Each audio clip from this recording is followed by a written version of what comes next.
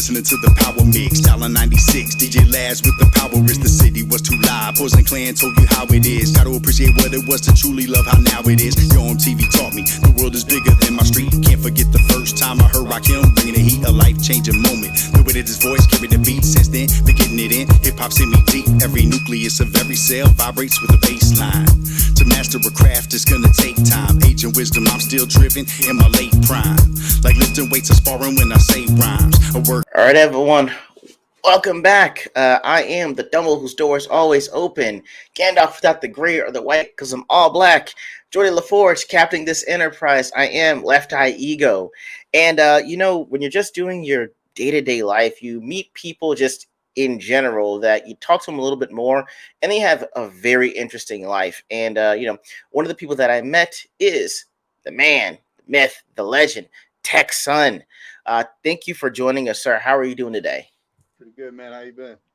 All right, doing good, man. So, that's pretty much. Hey, guys, enough about me. I'm gonna get into this with Mr. TekSun here, and it might sound a little bit on the nose with your name, but just how did you come up with that name, TekSun? Well, so basically, I went by Red Eyes forever. Okay, Okay, that was given to me, man. I was probably like 16, 17 when I started going by Red Eyes, right? okay, And I just got older, and I wanted my music to reflect much more than what that was, calling back to at the time, and you okay, know, so, so I had to change my name, and okay. All right, I had something in the works, so I wanted to come up with something pretty quick. So I said, "Man, I'm from Texas. How can I play with that?" You know what I mean? okay, Um, a couple buddies of mine, they had came up with the name New Texas, but it was like NU Texas, right? okay. I thought that was pretty dope. Said, man, but I got to do something with it. And people always come to me when they have questions about like tech or technology. You know what I mean? Oh, okay, Um, Kind of a go-to guy for that kind of stuff. So I said, okay, well, I can use tech like that, like technology, and then okay. um, the greatest source of energy that we know of is the sun. So Wow. that was kind of, what I mean, wanted to marry those two together as like technology and energy, and then energy is the sun. You know what I mean? Like, yeah. Damn. Wow, that was deep. All right, I'm not gonna lie, I was not prepared for the depth of that name. Okay. All right, cool. So it turns out again with marrying those things together with technology, getting it from the sun, and being from Texas, it's also your stage name. So, sir, please tell us the genre of music that you perform. Hip hop. Yeah, definitely. Uh, Okay. Guys, I'm sorry to interrupt. I'm not gonna lie. We're talking, and he's like, "Hey, I got an album." And I'm like, "Ah, shit! This dude's gonna have on a fedora, talking about some smooth sounds of the TekSun, or it was gonna be something that was gonna be way out country, saying my wife left me, and all I got is my truck." And he he tells me, he shows me his album, and I'm like, "Ah, man, here we go." And I'm not gonna lie, blew me away at the depth of this man's lyricism. I don't want to put, words in your mouth of how it sound, but it reckoned back to 90s pure hip hop in the vein of, I would say, maybe Far Side, and I think A Tribe Called Quest. Just Beautiful. really down to earth. Okay, is that good? Good. Go There's ahead. definitely influences, and Yeah. that's stuff that I love. What I Yeah. love about them at their time, and what I was trying to do with this record, honestly, well, part of it Hmm. is going, a little bit against the grain, like not feeling out the radio or feeling out what's popping out there, and then saying, "Let me see what I can do to imitate that," or what I Okay. mean, or bet one up that or whatever. I go into the studio much like they did, with just a clean slate, Okay. and I'm gonna do what the universe has me do at the moment. You know what I mean? And Okay. each song is treated like its own thing, and that's why if you listen to the whole record, Hmm. you'll notice that there's very different tracks on there. Yeah. Oh yeah. Nostalgia is nothing like Mother, which is like the last track, and Right. and that's nothing like Perception, or whatever. It's like there's not, and it, to some that may be bad because it's not like as congruent or glued together like when you listen to the whole album, you're not listening to the same kind of flow and everything. But to me, I'd get bored if it was. You know what I mean? Right. And that's why too it's kind of feature heavy. A lot of times I'll get dinged on that. People will be like, "Man, but you had too many features on there." But bro, every feature on there was dope. Yeah, it was. I'm not gonna lie, it was pretty hot. And I guess we'll get more into the album itself. But I mean, back up. Like, number one, Bet. when did you figure out you could rap? And number two, how long since then had you been rapping? Okay, well that's a great question. I grew up in Miami, Florida at a young age. Wow. Okay, Okay. so the neighborhood I grew up in, well, the first neighborhood that I grew up in, I don't remember as much because I was super Hmm. young. But we were like the only white family there. Okay. Moved to like Perrine where it was much more mixed, and Okay. that's where like we had this DJ that lived in the neighborhood, and he would Okay. literally just pull his stuff out the garage and like play on the block, and Okay. all the kids, we'd all run up and listen to it and stuff, and um, that was the first time I ever heard or seen somebody scratch on a record, Okay. and that especially, that was the first thing I fell in love with was the DJ blending in records and starting to scratch on it. And then it got to the point where he would have like his buddies come over and you'd have somebody start MCing while he was Okay. and just the whole vibe of it, bro. I fell in love real fast. And then and Beastie Boys came out Yeah. and kind of showed that like, yeah, white people can be involved in this as well. Okay. The, really the one record though that I heard that made me want to rap more than anything else was when Rakim dropped "Let the Rhythm Hit 'Em." I remember watching that Whoa. TV and just being like, "What that dude's doing with words, I want to be able to do that." Like Okay. he was chopping up the word because he came in, man, with a different flow than anybody had before him. You know what I mean? And it Okay. really, like lit my brain on fire. At that, yeah, I mean, I was probably 11 or so because I was 12 Really? wrote my first rap. And yeah, See, okay, so you started writing right after that. yeah, right after that, man, I started playing around. And the way I would do it at first was I would take records that were out, you know what I mean, Okay. like a record or even a Vanilla Ice record or whatever, and then I would rewrite their rhymes. So I'd write a new Oh, rhyme to the beat, but I was using a lot of the same stuff. It was just okay. like a way to kind of teach myself how to start to get into the pocket and all that. You know what I mean? Okay.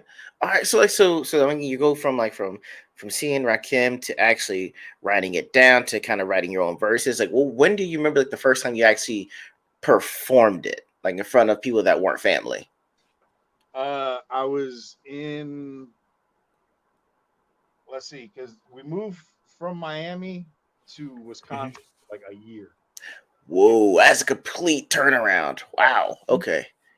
I mean, it was way different, man. Neenah, Wisconsin, where they, if you look down at almost any sewer drain cover, it say Neenah, Wisconsin. It's like where they make all of them for the world.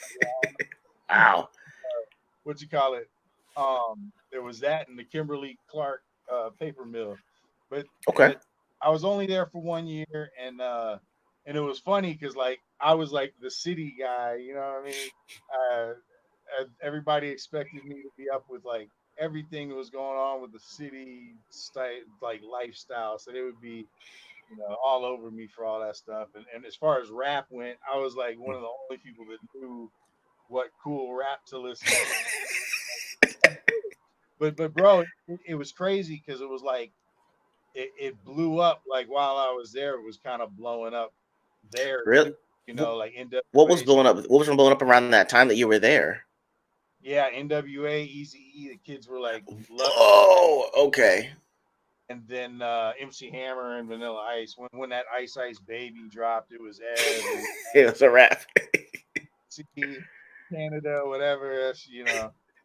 Uh, Nice. Okay. Damn, man, that was very. So, like, when do you remember like actually performing it? Then were you in oh Wisconsin or?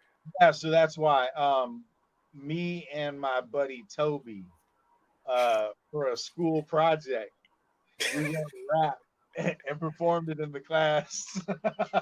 What? Yo, okay. How old were you and Toby when y'all did this? I'm, man, we had to be no more than 13. No more Wow. Okay. yeah. So yeah, that was What was the reception? What did y'all rap? What was the song over? What was the reception like?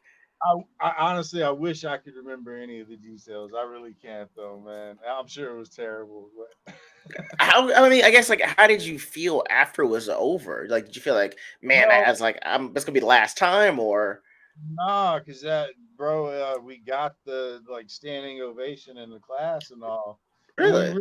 we wrote it.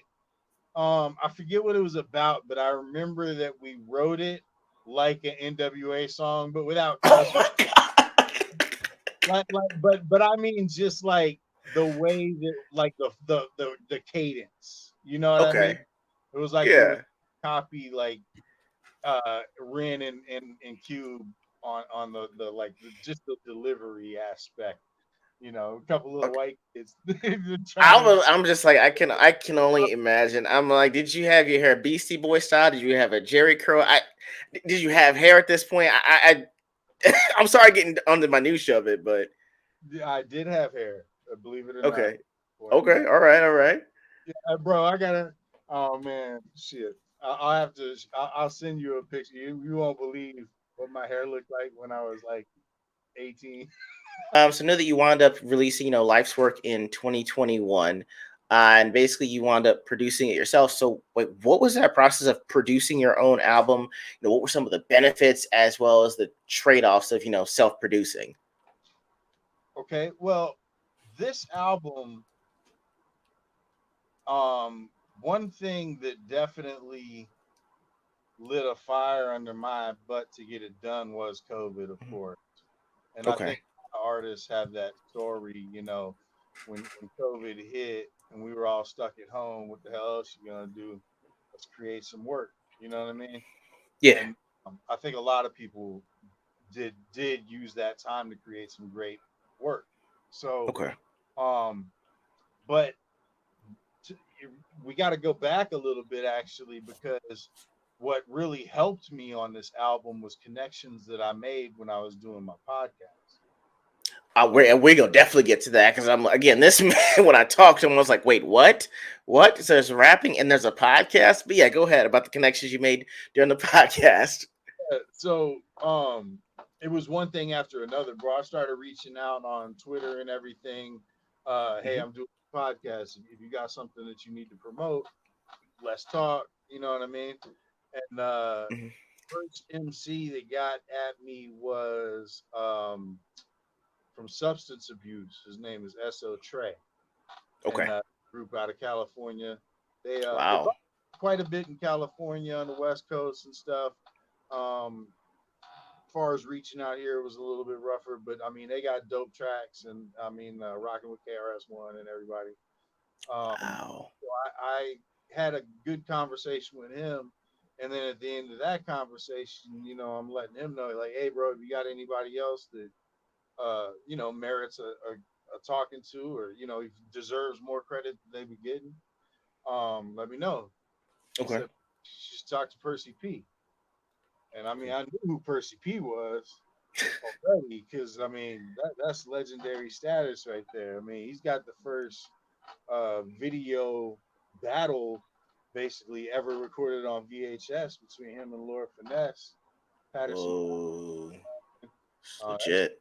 history. So that was golden. I interviewed him, and then at the end of that one, I was like, bro, same thing. You got anybody else? He hooked me up with G Rock. And G Rock, man, he's the first rapper out of New Jersey to have a record. Damn. Okay. So he's good 40 something years into the game, and Wow. he's got connections. So that's how Lakim Shabazz got lined up. You know what I mean? Nice, nice. Um, and then as far as Key Turner, what's amazing about her, Mhm. I mean, she lights the album up, bro. Yeah. Like it's hard for me to admit as an artist. We all like to, especially in rap, bro. We're all trying to be the best. I'm the best, right? Whatever. But she smoked my ass on my own album. I mean, she was spitting so fire, bro. And then she came in with the chorus on the and I was just like so impressed. And basically, bro, what that was all based on, she didn't know me Hmm. from a hole in the wall. But I just hit her up on an email Wow. to get on this track. She said, send the beat, I'll check it out. That's about it. You know what I mean? She gave, Wow. she sent the beat back with her vocals, I mean, and then she said, you got another one? I sent, and so she did two of them back to back, took no time at all, bro. Super professional, super clean recordings. I mean, I was blown away, bro. But yeah, man, like hip hop is definitely a good, strong community. Um, Yeah. Okay. and we like to help each other out. As long as you've shown some merit. You know what I mean? Yeah, I mean that's actually cool. I mean, I thought you were gonna say, well, hey, I had to get with this person, and they were trying to send me back and forth with this person, and they had to negotiate this, and I had to send this over. And I mean, it sounds like it was pretty streamlined. I mean, like it wasn't that difficult at all. About that album, bro, was how many features I had, how much great production work I got done, and how little I actually had to pay for it, just because everybody is cool as shit, and That's awesome. it's just like when you're a part of that team, like the team that's trying to keep real hip hop alive. You know what I mean? Right? Yeah. That's where everybody's more cooperative because we can't let everything turn into just what it's been.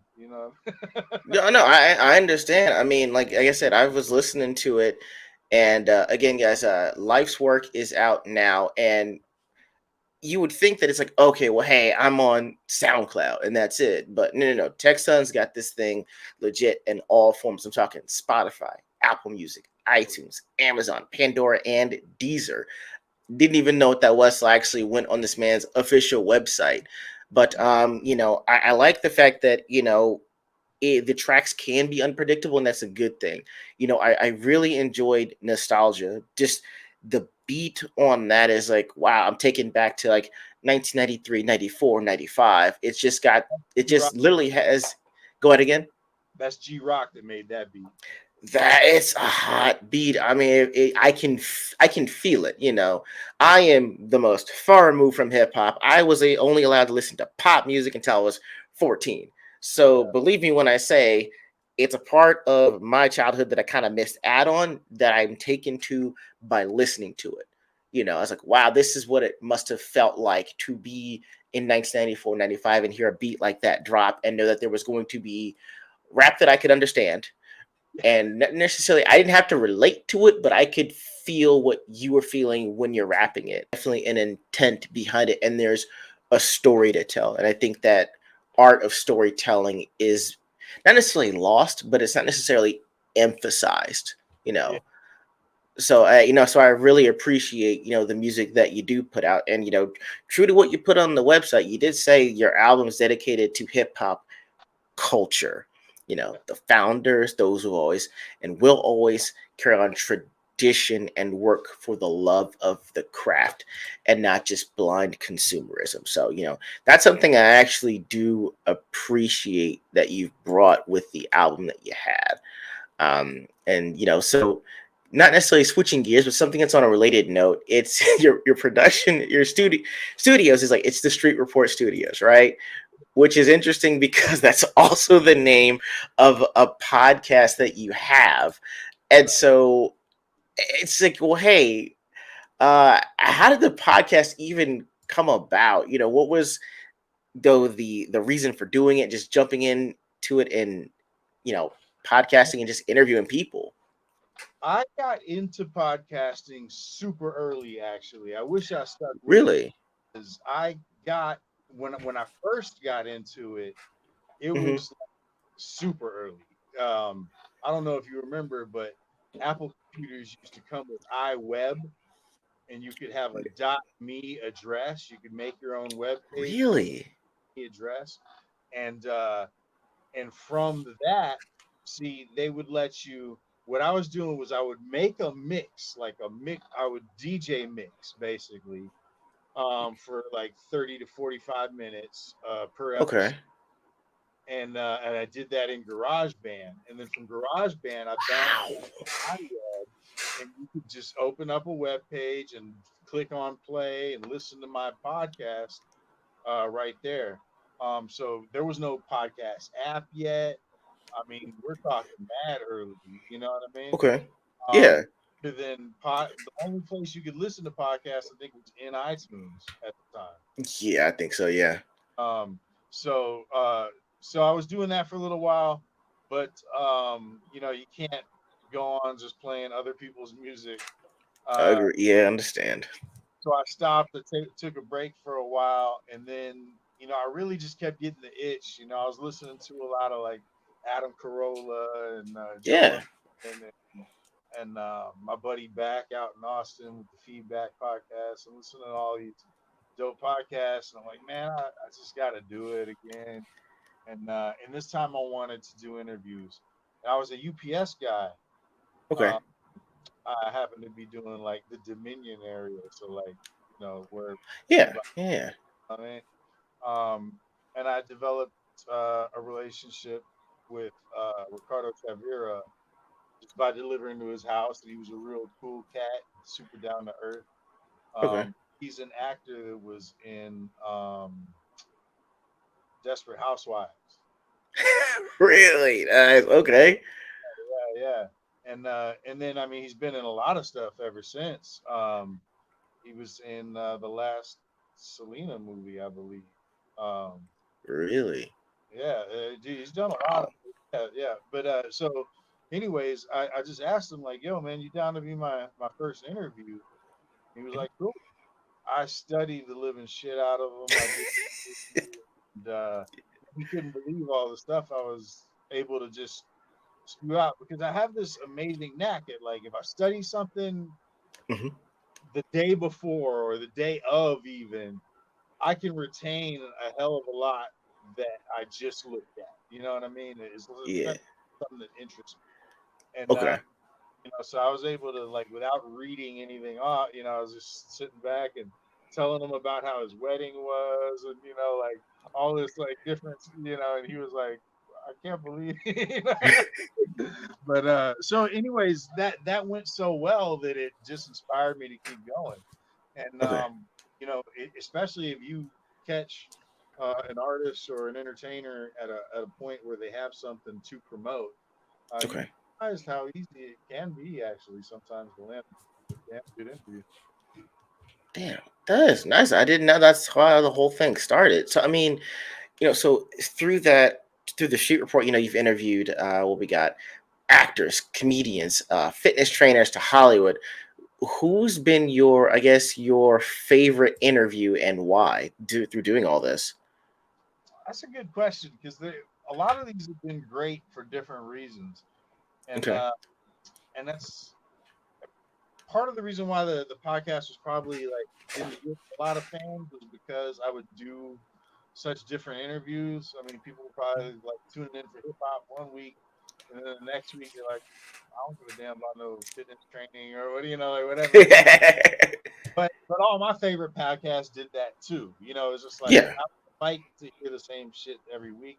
So if people can move it around and talk about different things, like you do, actually, I've noticed your Yeah. episodes are always about the same things. You might be talking Mhm. about video games, you might be talking to me, you might, you know what I mean. You move it Yeah. around.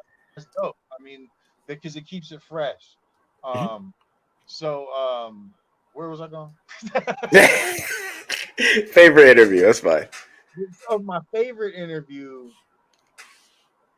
I was probably most intrigued by Doug Moe. Okay. Go on. All right. Go ahead. What was the most intriguing about it? I was in person with him, so that's the first thing is being right in front of somebody. I like that. Okay, Okay. because it's a more personal and real. It Con- is. you feel a little bit more of their expression and everything. Um, and he was a coach for the Spurs a long time ago. So really, Okay. and Yeah. I mean, he played in the ABA and then the NBA, and just like everything that he was telling me about. And I'm not, bro. I'm not even into sports, right? But it was Hmm. just all the stuff around it that the way he told it and everything. I found that interview really interesting. Um, and then also speech from Arrested Development. Oh Um, wow. Okay. like talking to him because he's another artist from back then that definitely, Arrested Development. They didn't come out with an album formulated to pop necessarily. You know what I'm saying? It did Yeah. though. Uh, and he's at the point still in places like Japan and stuff. He's like still a platinum artist. Really. Yeah, it's just American radio has become so different ever since Clear Channel like bought everything out. But in other countries, they're still loving really good music, man. I don't understand the whole push of all the junk. No, I understand. I mean, I guess I'm young enough to actually remember having to call in and request the song and then wait, hopefully, an hour, if not longer, just to get the song played. And then you had to make sure your tape was in the cassette player to hit the record and play button at the same time, and then trying to time it and hope that you get to hear the song in full before the DJ cuts through and announces the radio station. So, I mean, I remember old enough in that sense to remember that part, but I mean, I can only imagine, from the perspective, I guess, watching on the radio, then Yo MTV Raps, then it's popular on the radio, and then you go digital and you've got Napster, you've got iTunes, and then now we're at SoundCloud and Twitter. Right. And that's a lot to go through, and that's from what I can remember. So, I don't understand necessarily what's changed. Go ahead. What's worse than that is, bro, I saw the race from like every car that got purchased, the stereo got switched out to like 12-inch subwoofers and all that. And then Yeah. every house you walked in, and they might not even had a damn mattress on the floor, but you know what they would have back then? They would have the tall stereo systems, 12-inch subwoofers, and all. You know what I mean? And now, I got you. uh, next the clarity wars, right? They kept trying to make music more high resolution and clearer, and they were coming out with the Blu-ray audio disc, the super Yeah. CD or whatever, and then all of a sudden, this this team of guys come out with this Napster, and everybody could just steal the MP3s for free. What happened? All that shit just went out the window. They were like, forget it. We don't care how it sounds anymore. You just get your low grade bit MP3s, but you can get them for free, and and that's where we've gone. And now we're listening to music on a little Bluetooth speaker. The evolution has been, absolutely nuts. And I guess while we're talking about it, from you being like, an artist, a producer, and an overall lover of music, what's been I guess, the most surprising thing about the evolution of, whether it be from, from MP3s to, doing your own thing, self-producing, or just iTunes in general, and being able to, I guess, get your music out via like Twitter or Instagram? Like, what's amazed you the most? It's a mixed bag, right? Yeah. Because I both super appreciate it and super miss the way things used to be at the same time. Okay. Um, you can easily reach more people today Hmm. without already having, whatever. But the Yeah. problem from that is that's what record companies expect you to do first now. So it used to Okay. be Oh. based on talent, like a producer heard you or heard of you, and from shows you did. But once they got you, they would help develop your audience, get you out there. I mean, they were doing some work. Now they're Okay. getting to do all the work first. Have the They want to see the Instagram follows first. They really don't care if you have any talent. That's not part of the equation. Can you get followers and people to like watch your videos? And I mean that's where it's gone now. And everything is like pay to play. So if you want to get on the radio now, it's not like a DJ gets. Yeah. I heard this record. It was dope. I want to put it on the radio. It's not like that anymore. Now it's all pay to play. If you want to be on the radio, you got to pay the money to get on the radio. Get on the radio. Yeah, I was trying to explain it to people. It's like, well, hey, because you hear a song every 30 minutes and it's the same song, doesn't mean someone's requesting it every 30 minutes. That might be part of it, but the record company is paying that local station to play it every 30 minutes. And it might just so happen that every 30 minutes someone's also requesting it. But if I play the song 27 times in 4 hours, it's either going to make you hate the song or you're going to really love the song. And people that really love the song are going to they're going to request it, they're going to post it, they're going to retweet it, and it's going to make it seem like it's a viral thing when it's been, I guess the word is, it's been, they've invested in the song to make it that way. Right. So I mean, I guess I understand that that's the one thing that's kind of gone that way, is it's pay to play now, instead of just, put it on wax, get it out to the public. Yeah, still do And that, so but yeah. it's not going to be, that on the Billboard charts and all that. Yeah. I mean, and yeah, and it's, I guess we're jumping back and forth between things, but I mean, I know that for the Street Report, you said at one point you interviewed someone that was running for president of the United States. Oh, Ben Glebe, yeah. Yeah, dude, like, how did this even? When was this, and how did this happen? 2020.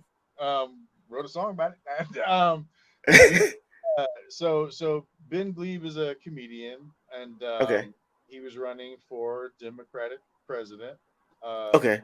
of the United States when I interviewed him, and I just lined it up through email. Let him know a Really? couple of interviews that I had already done, and he was like, "Cool, let's do it." Met him in the green room at the Laugh Out Loud Comedy Club, and did the interview there. It went great, and then Really?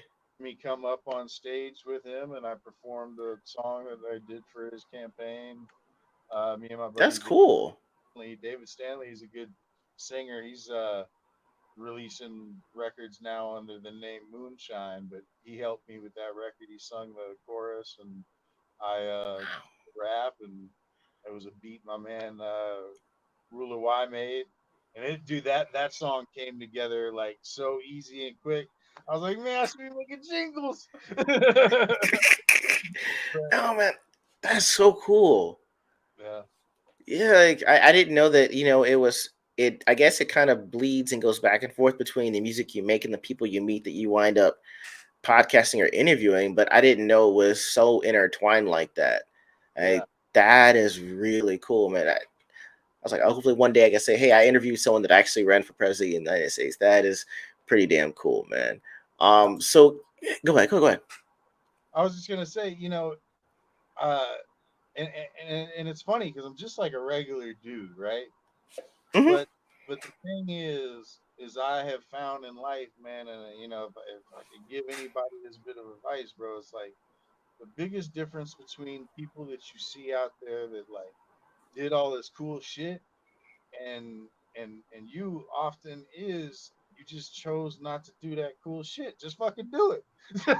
Yeah, yeah, Fussing too much on your show. yeah. Fuck yeah, man. Go ahead. Go ahead.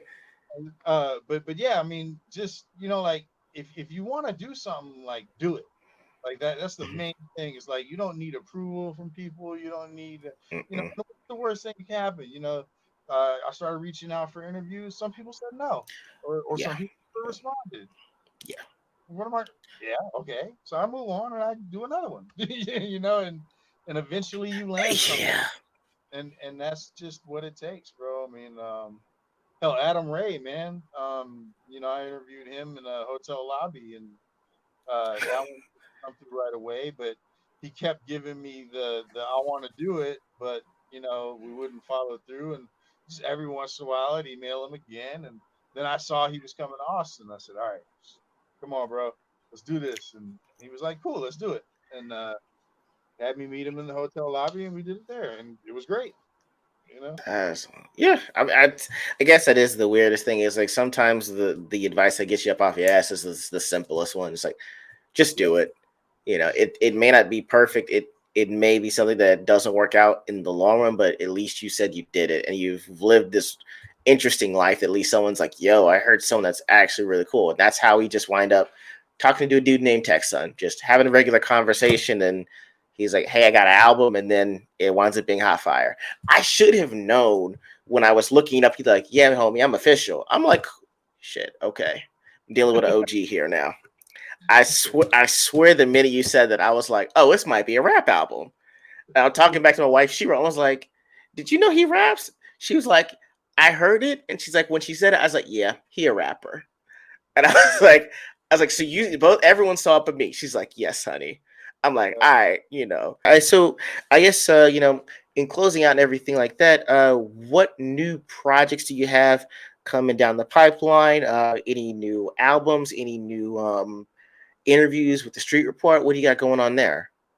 I'd love to bring the Street Report back.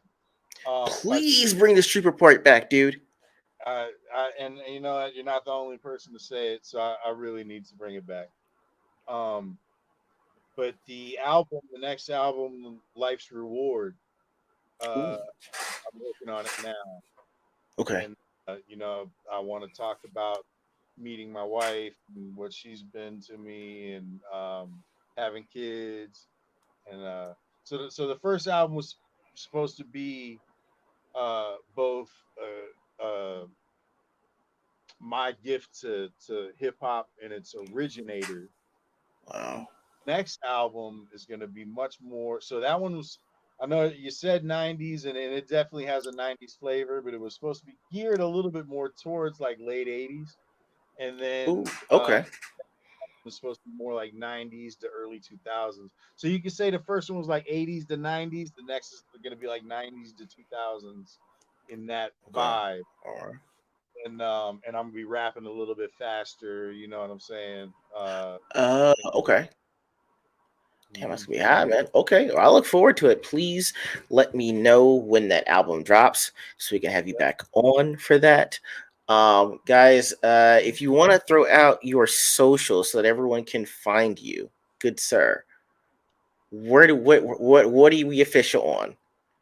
I just wanted to say one thing though, real quick, because Go I ahead. introduce yourself like Jordy LaForge, right? Yeah, I don't have the battery power, but I've got to do my Star Trek rap for you next time. Next time we get together, you got a Star Trek. I got a Okay, Star sir. Trek, bro. Yeah, Star Trek rep. Okay. That's, But this the album right here. yeah. That's my mom holding me when I was a little young guy. All right. Nice. So you can find that at TekSun.hearnow.com. Got it.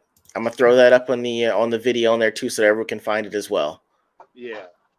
And I've also appeared on Bizon, his album out of Poland. Really? Richard Geen. I was on Da- this album, the song Knuckleheads. My man died recently, Yeah. Rest in peace. but still show him love. You know what I'm saying? His family gets proceeds and all that stuff. Oh, that the Knuckleheads track. Yeah, Oh, that's a really good one. I do like that song from that one too. Knuckleheads is pretty hot. Okay, all right. Damn, I didn't know you were international too, man. Okay, all right. Wow. And so I understand your TekSun under all your socials, right? yes. Okay, TekSun, cool. the Street Report Okay, on Twitter, Instagram. Might be the Street Report with little, under things between okay.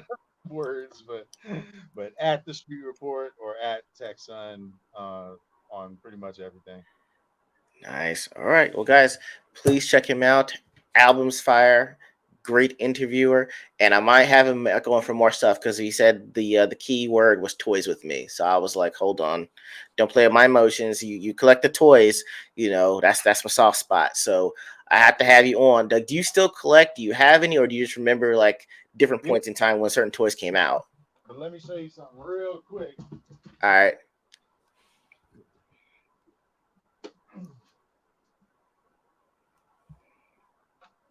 All right, Yeah. What you got? see this? Yeah. That's Optimus Prime as a Dodge pickup truck.